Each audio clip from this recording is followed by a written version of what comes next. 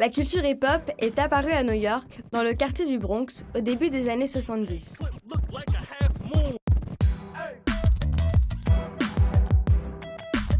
Originaire des ghettos noirs et latinos, la culture hip-hop se répand rapidement dans le monde entier.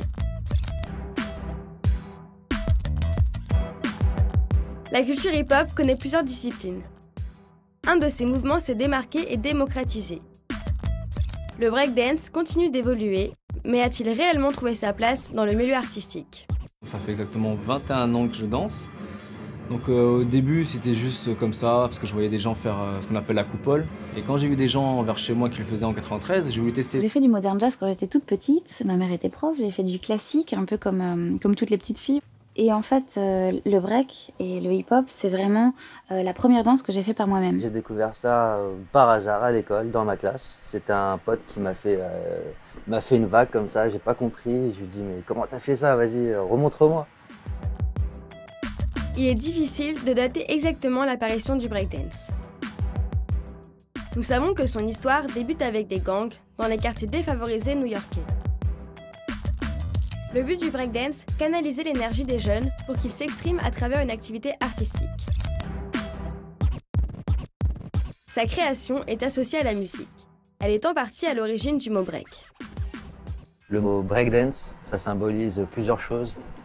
Donc le mot break, c'est aussi une manière de parler aux États-Unis. Et ça vient aussi de la musique qu'on entendait à l'époque de James Bond, par exemple, où dans le morceau, à un moment donné, il y a un break. C'est la partie que musicale. C'est à ce moment-là où les danseurs de break allaient au sol pour faire leur figure, leur mouvement.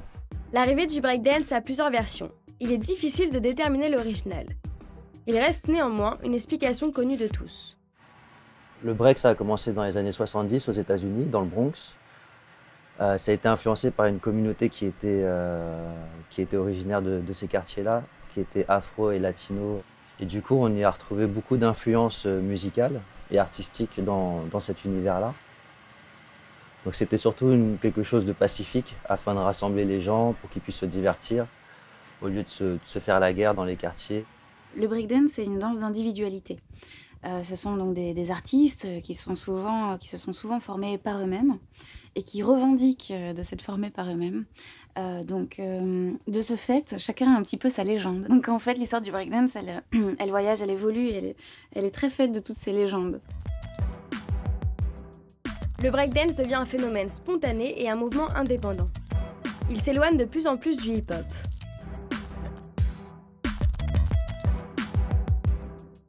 Le breakdance arrive à devenir populaire rapidement. Aujourd'hui, son évolution a pour but de repousser les limites et de refléter le nouvel état d'esprit des breakers, qui ne sont pas toujours issus d'un milieu hip-hop.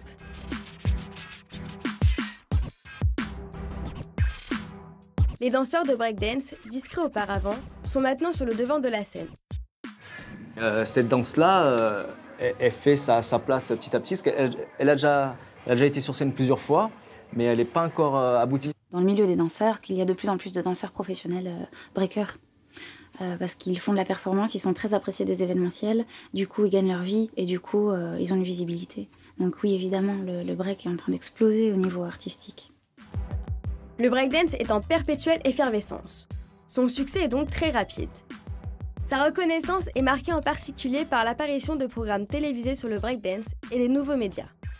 Alors le break, ça devient de plus en plus populaire parce qu'on le retrouve beaucoup dans les films, dans les clips, dans toutes les formes en fait de médias. Le breakdance a commencé dans la rue grâce au battle. Son succès repose sur l'alliance entre le sport et la danse. La performance est aussi très appréciée des danseurs.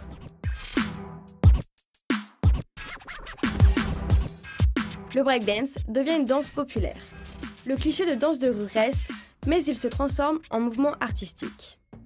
Dans les années 1090, on faisait un peu de tout. Tu sais que j'ai commencé en debout et on mélangeait des vagues avec du sol, avec des choses qu'on ne peut plus faire maintenant, parce que ça s'est spécialisé. Des battles de rue, aujourd'hui on a quand même des gros événements comme le Juste Debout, qui devient un des plus gros battles du monde, et donc forcément on parle plus de rue. Là on est dans des Coubertin, on est dans des Bercy, on est sur des gros événements commerciaux, avec des gros partenaires, et Et donc non, évidemment, on ne parle plus de battle de rue. Ça se fait petit à petit. Moi, je sais que premières fois que j'ai travaillé avec des contemporains, c'était quand même en 97. Okay, donc ils ont pris des danseurs hip-hop, ont inclus dans le spectacle contemporain. Ils ont mis dans d'autres énergies qui n'étaient pas forcément celles qui étaient rapides, mais vraiment lents et posées.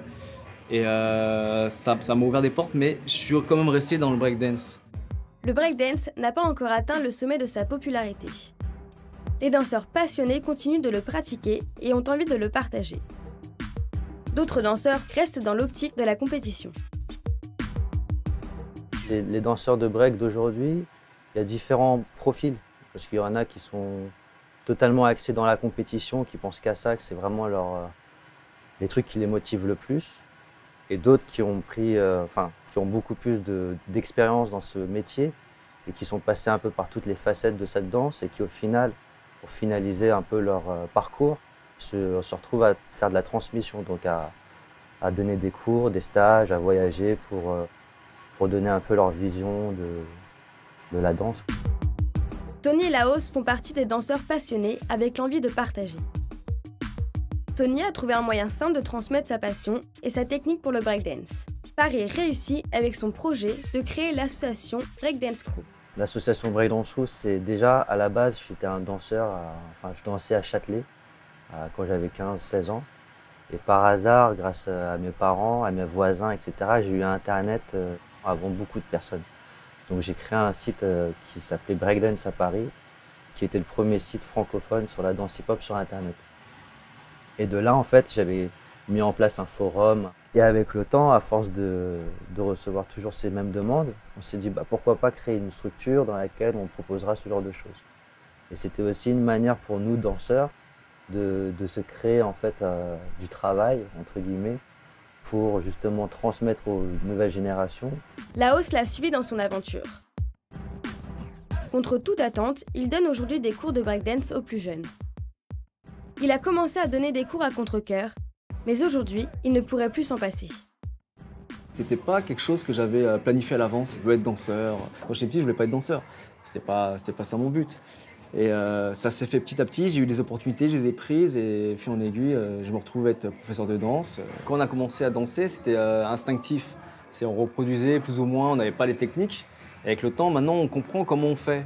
Et moi, avant, j'avais la passion vraiment de faire les choses instinctivement, mais maintenant que j'ai la théorie, j'ai la passion de comprendre cette théorie et de la transmettre aux élèves. Cette danse, il faut qu'elle continue de se développer. Comme c'est une danse jeune, si on ne fait pas ce travail-là, cette danse-là va se perdre.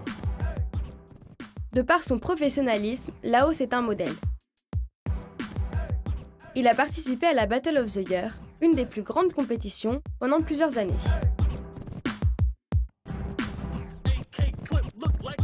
Laos a aussi beaucoup voyagé pour faire partager sa passion. J'ai fait le UK Championship à l'époque, et puis plein de battles qui ne sont pas forcément des gros battles, qui sont plus petits, mais ces petits battles, j'en ai fait pas mal. À Boston, à Montréal, j'ai fait pas mal en Allemagne. J'ai pas mal participé à des compétitions. J'ai arrêté maintenant, mais à l'époque, pas mal. Le breakdance est caractérisé par de la danse debout et au sol. Le breakdance a des mouvements spécifiques comme la coupole, le freeze, le six-step, le sweep, le backspin. Ces mots sont encore méconnus. Pourtant, ce sont des pas de breakdance déjà bien ancrés dans la culture hip-hop. Le breakdance soulève encore de nombreuses questions. Pour certains, le breakdance est un art à part entière. Pour d'autres, il doit encore faire ses preuves. Mais a-t-il réellement sa place dans le milieu artistique ? C'est vrai que c'est une danse plus jeune, mais on peut clairement voir qu'elle est en train de s'installer, de s'élaborer, de s'étayer. Et du coup oui, c'est un courant de danse à part entière. Le break, ça a complètement trouvé sa place dans le milieu artistique parce que c'est à la base d'un mouvement corporel, donc c'est artistique, c'est de la danse. Mais surtout, ce qui est intéressant dans le break, c'est qu'il n'y a pas de normes dans laquelle on est obligé de danser.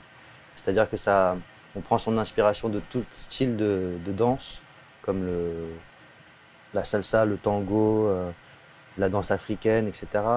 Même la gymnastique. Donc ça allie à la fois le milieu artistique et le milieu sportif. C'est une danse qui est jeune, elle date depuis les années 70. Donc elle fait sa place petit à petit.